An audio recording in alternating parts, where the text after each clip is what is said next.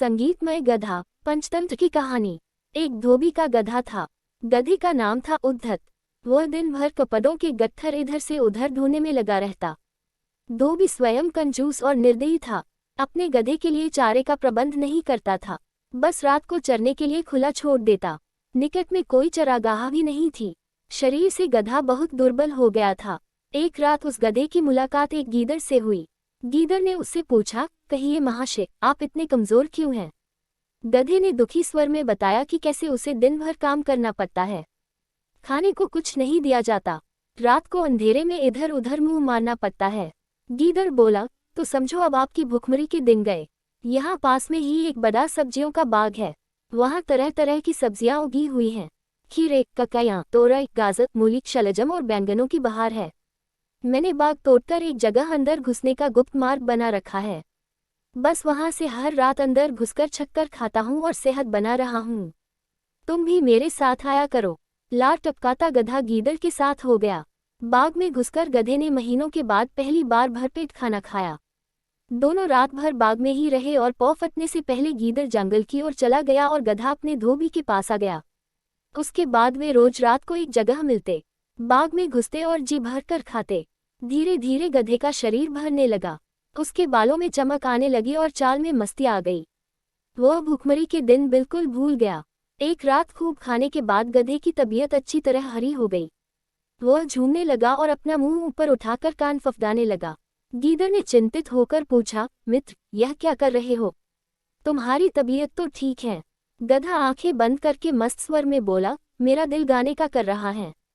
अच्छा भोजन करने के बाद गाना चाहिए। सोच रहा हूँ कि धैचू राग गाऊं। गीदड़ ने तुरंत चेतावनी दी, न, ऐसा न करना गधे भाई। गाने वाने का चक्कर मत चलाओ। यह मत भूलो कि हम दोनों यहाँ चोरी कर रहे हैं। मुसीबत को नेता मत दो। गधे ने टेढ़ी नजर से गीदड़ को देखा और बोला, गीदड़ भाई, तुम जंगली के जंगली रहे।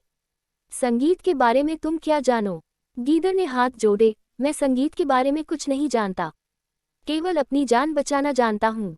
तुम अपना बेसुरा राग लापने की जिद छोड़ो, उसी में हम दोनों की भलाई है। गधे ने गीदड़ की बात का बुरा मानकर हवा में दुलत्ती चलाए और शिकायत करने लगा, तुमने मेरे राग को बेसुरा कहकर मेरी बेइज्जती की है। हम गधे शुद्ध शास्त्रीय लय में रेंगते हैं, वह मूर्खों की समझ में नहीं आ सकता। गीदड़ बोला, गधे भाई, मैं मूर्ख जंगली सही, पर एक मित्र के नाते मेरी सलाह मानो। अपना मुंह मत खोलो, बाग के चौकीदार जाग जाएंगे। गधा हंसा, अरे मूर्ख गीदड़, मेरा राग सुनकर बाग के चौकीदार तो क्या, बाग का मालिक भी फूलों का हार लेकर आएगा और मेरे गले में डालेगा। गीदड़ ने चतुराई से काम लिया और हाथ जोड़कर बोला, गधे भाई, मुझे अपनी गलती का एहसास हो गया है। तुम महान गायक हो, मैं मूर्ख गीदड़ भी तुम्हारे गले में डालने के लिए फूलों की माला लाना चाहता हूँ।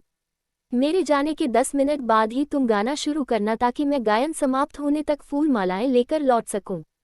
गधे ने गर्व से सहमति में सिर हिलाया। गीदड़ वहां से सीधा जंगल की ओर भाग गया। गधे ने उसके जाने के कुछ समय बाद मस्त होकर रैंकना शुरू किया।